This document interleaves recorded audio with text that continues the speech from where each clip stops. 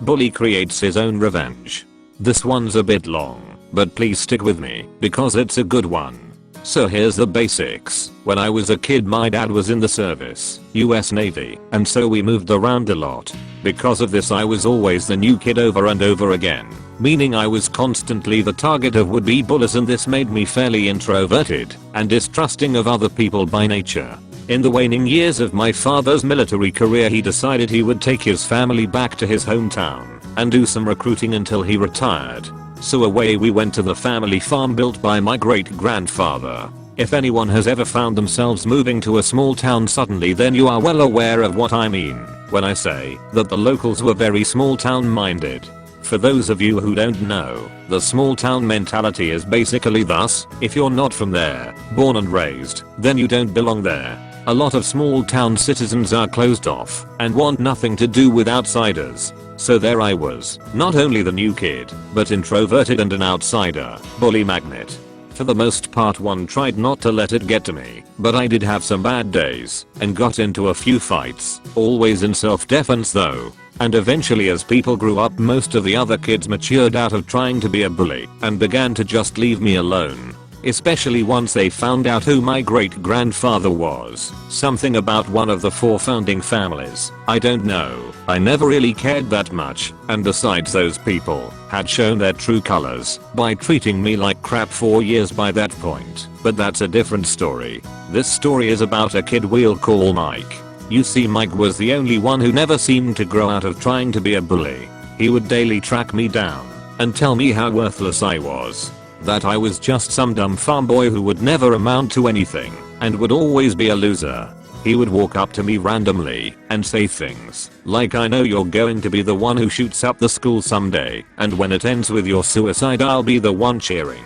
He had some issues. At one point I arrived to school to find he had painted the combination on my locker with toothpaste. A lot of weird stuff like that. Anyways, we get into our senior year of high school, and I'd long since been doing my best to ignore him. His not being able to get a reaction out of me seemed to really upset him, and even his friends started saying his seeming need to find me every day to simply be a jerk was bordering on the creepy and obsessive. And then all of a sudden the verbal abuse stopped one day a couple months from graduation. I assumed he had finally just given up, but that wasn't the case. A couple weeks later, I walked to the end of our long driveway to catch the bus and found that our mailbox had been run over.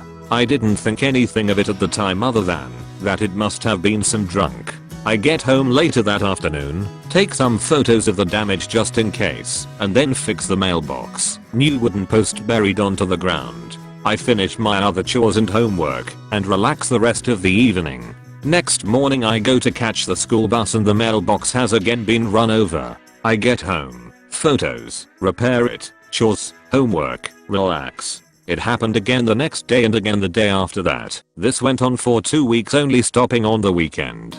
My parents had reported the smashing of the mailbox, but there was no evidence as to who the culprit even was, so nothing was done about it. I finally have enough of digging out broken posts and replacing them, and so, the revenge. I get up early on a Saturday and head to the end of the driveway. I dig a 2 feet by 2 feet wide hole 6 feet straight down and fill the hole with fresh cement, and in the center, placed a 10-foot section of the old farmhouse original cast iron water pipes, sunk 6 feet into the concrete. I filled the rest of the 10-foot cast iron pipe with concrete as well and mounted the mailbox on the top.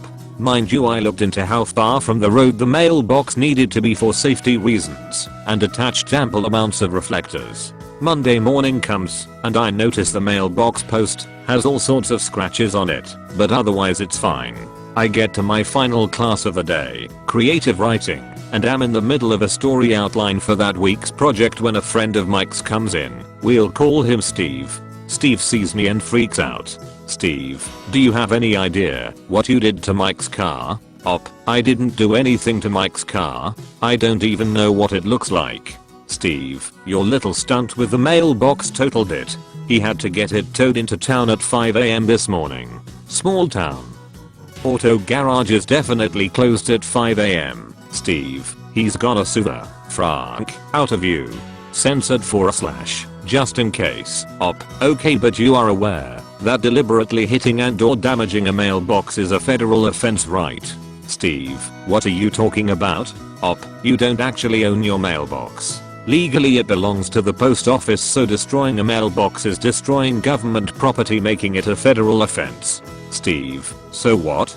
He'll get a little fine, but you're gonna pay. Op, oh no, hahaha, it's actually a $250,000 fine, or up to 3 years in prison per offense for vandalizing a mailbox, and since it's happened 10 times in the last 2 weeks, that translates to either a $2.5 million fine, or up to 30 years in prison.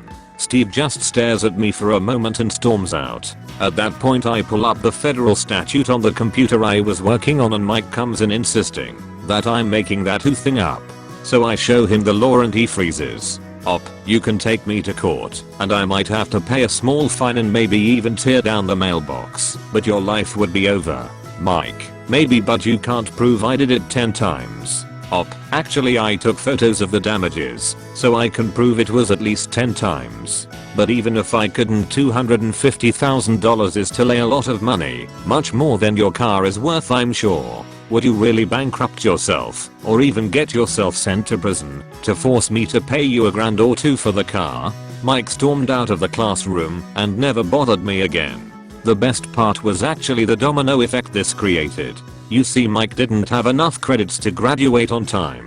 Wasted too much time trying to be a Dr. Phil case, I guess. I heard through that small town grapevine that he was eventually shunted over to adult programs by the school. Without his car, which was totaled, and unable to afford another, his mother bought the first one and refused to buy a second. When she found out how he totaled it, he couldn't get to his classes and was eventually tossed out of school due to attendance problems. Without a diploma or JED, he couldn't get into even a community college nor find proper work.